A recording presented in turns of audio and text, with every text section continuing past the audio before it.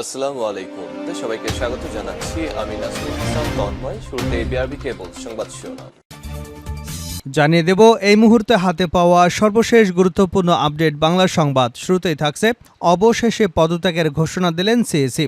পদত্যাগের ঘোষণা দিলেন প্রধান নির্বাচন কমিশনার সিইসি কাজী হাবিবুল আউয়াল। বৃহস্পতিবার দুপুর 12টায় সংবাদ সম্মেলনে প্রধান নির্বাচন কমিশনার ইসি পদত্যাগের ঘোষণা দিয়েছেন। এরপর 12টা 12 মিনিটে সাংবাদিকদের সামনে পদত্যাগপত্রে সই করেন তিনি। হাবিবুল আউয়াল ছাড়াও বর্তমান কমিশনের বাকি 4 সদস্য ব্রিগেডিয়ার জেনারেল অবসরপ্রাপ্ত মোহাম্মদ আহসান হাবিব, বেগম রাশেদা সুলতানা, মোহাম্মদ আলমগীর ও মোহাম্মদ আনিসুর রহমানও পদত্যাগ করেছেন বলে জানিয়েছেন সিইসি। এবারে জানাবো বিএনপি নেতা আজমের বিরুদ্ধে চাঁদাবাজির অভিযোগ। বাংলাদেশ জাতীয়তাবাদী দল বিএনপির কেন্দ্রীয় ভাইস চেয়ারম্যান অ্যাডভোকেট আহমেদ আজম খানের বিরুদ্ধে চাঁদাবাজির অভিযোগ করেছেন এক শিল্পপতি। চাঁদা দিতে রাজি না হওয়ায় ওই শিল্পপতির টাঙ্গাইল শহরের বাড়িতে হামলা চালিয়ে ভাঙচুর করা হয়। এ ঘটনায় তিনি থানায় অভিযোগ দায়ের করেছেন। জানাবো বাংলাদেশে থাকা ২৬ লাখ ভারতীয়র চাকুরি বাতিল করতে বলল আওয়ামী লীগ। বাংলাদেশের বিভিন্ন প্রতিষ্ঠানে চুক্তিভিত্তিক ২৬ লাখ ভারতীয় নাগরিক চাকুরি করেন, এমন দাবি দেশের বিভিন্ন রাজনৈতিক সংগঠনের বহুদিনের। অভিযোগ ছিল হাসিনা সরকার তাদের বিভিন্ন প্রতিষ্ঠানে সুযোগ করে দিয়েছিল। এবার সেই শেখ হাসিনার দল থেকে দাবি তোলা হয়েছে এসব ভারতীয়দের চাকুরিচ্যুত করার। জানিয়ে দেব যাত্রী ছাউনি ভেঙে সওজের জমিতে হচ্ছে স্বেচ্ছাসেবক দলের অফিস। ঝালকাঠি জেলার নলছিটি উপজেলার ষাটপাকিয়া বাস স্ট্যান্ডে বরিশাল পিরোজপুর মহাসড়কের পাশে সড়ক ও জনপথ বিভাগের জায়গায় যাত্রী ছাউনি নির্মাণ করা হয়। যাত্রীদের সুবিধার্থে ২০১১ সালে ৩.৫ লাখ টাকা ব্যয়ে সওজের কর্তৃপক্ষের অনুমতি নিয়ে সংগঠনের নিজস্ব অর্থায়নে যাত্রী ছাউনিটি নির্মাণ করে ঝালকাঠি রোটারি ক্লাব। কিন্তু ৫ অগাস্ট সরকারের ক্ষমতা বদলের পর থেকে ইউনিয়ন স্বেচ্ছাসেবক দলের অফিস করবার অভিযোগ পাওয়া গেছে মুকুল হায়দারের নামে বিএনপির এক কর্মীর বিরুদ্ধে। এদিকে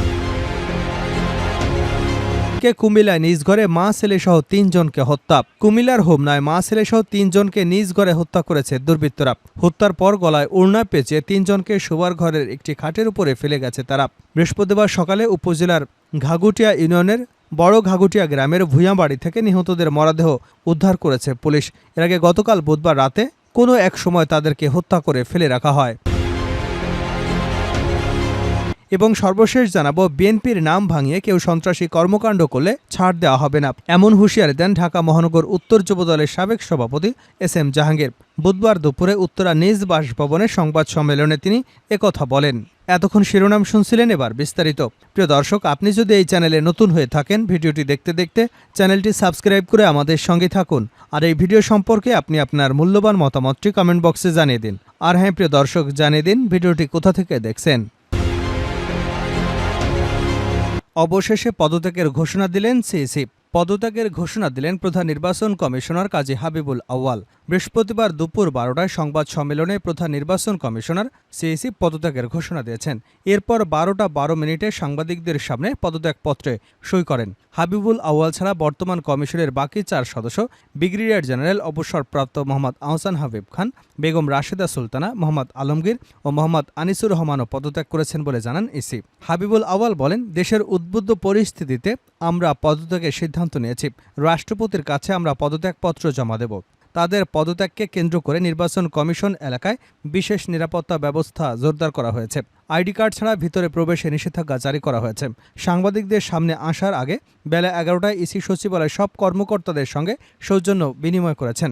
এর আগে পদত্যাগের বিষয় নির্বাচন কমিশন 2 শীর্ষ কর্মকর্তা জানিয়েছেন। সিইসি 4 ইসি সহ পদত্যাগের পর নির্বাচন কমিশন সচিবালয় তাদের পদত্যাগপত্র রাষ্ট্রপতি মোহাম্মদ শাহাবুদ্দিনের কাছে পাঠাতে বলবেন। ছাত্র জনতার গণঅভ্যুত্থানের মুখে শেখ হাসিনা পদত্যাগ করে ভারতে পালিয়ে যান। গত 6 অগাস্ট রাষ্ট্রপতি দ্বাদশ সংসদ ভেঙে দেন। নির্বাচন কমিশন কর্মকর্তারা জানিয়েছেন, ভেঙে দেওয়ার 90 দিনের মধ্যে সংসদ নির্বাচন অনুষ্ঠানের সাংবিধানিক বাধ্যবাধকতা থাকায় নির্বাচন কমিশনাররা পদত্যাগের সিদ্ধান্ত নিয়েছেন।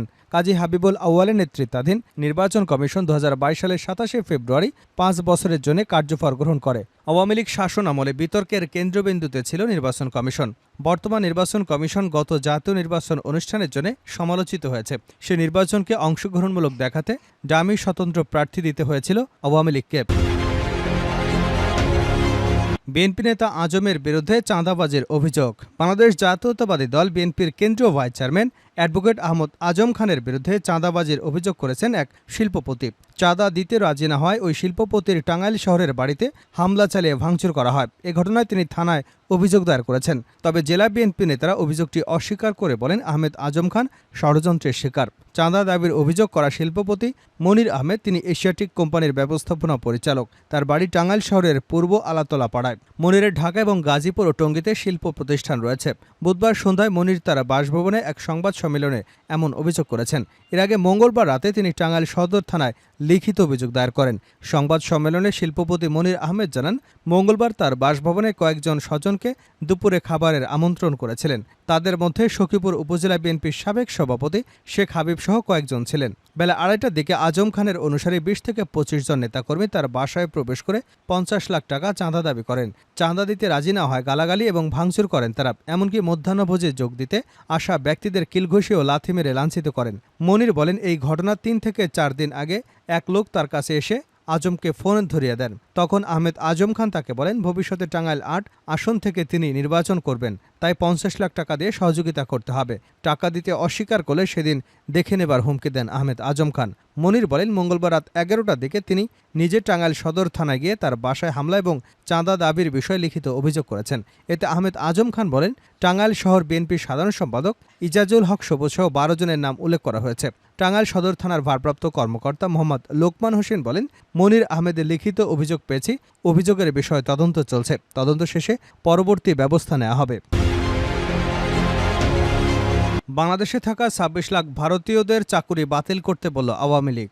বাংলাদেশে বিভিন্ন প্রতিষ্ঠানে চুক্তিভিত্তিক 26 লাখ ভারতীয় নাগরিক চাকুরি করেন, এমন দাবি দেশের বিভিন্ন রাজনৈতিক সংগঠনের বহুদিনের। অভিযোগ ছিল শেখ হাসিনার সরকার তাদের বিভিন্ন প্রতিষ্ঠানে সুযোগ করে দিয়েছিলেন। এবার সেই শেখ হাসিনার দল থেকে দাবি তোলা হয়েছে এসব ভারতীয়দের চাকরিচ্যুত করার। বৃহস্পতিবার দলটির ভেরিফাইড ফেসবুক পেজে এক পোস্টে বলা হয়েছে, মাননীয় উপদেষ্টা 26 লক্ষ ভারতীয় নাগরিক যারা বাংলাদেশে চাকুরি করে তাদের তালিকা করে চাকুরি থেকে বিদায় করে দেশের তরুণ বেকারদের সুযোগ তৈরি করতে হবে। ওই পোস্টের কমেন্ট বক্সে বলা হয়, এ তথ্য উপদেষ্টাই দিয়েছিলেন, সুতরাং এ কাজ তাকেই সম্পাদন করতে হবে। এটাই তরুণদের দাবি বলে আমরা মনে করি। হাসিনা সরকারের পতনের পর সম্প্রতি আলোচনায় আসে ভারতীয়দের চাকুরির বিষয়টি। সেখানে বলা হয় যে দেশের শিক্ষিত বেকার 26,40,000। সেখানে 26 লাখ ভারতীয় কিভাবে উচ্চ বেতনে চাকুরি করেন। তাদের বেতন হয় ডলারে। প্রতি বছর বাংলাদেশ থেকে প্রায় 5 বিলিয়ন অর্থাৎ 500 কোটি মার্কিন ডলার রেমিটেন্স ভারতে চলে যাচ্ছে।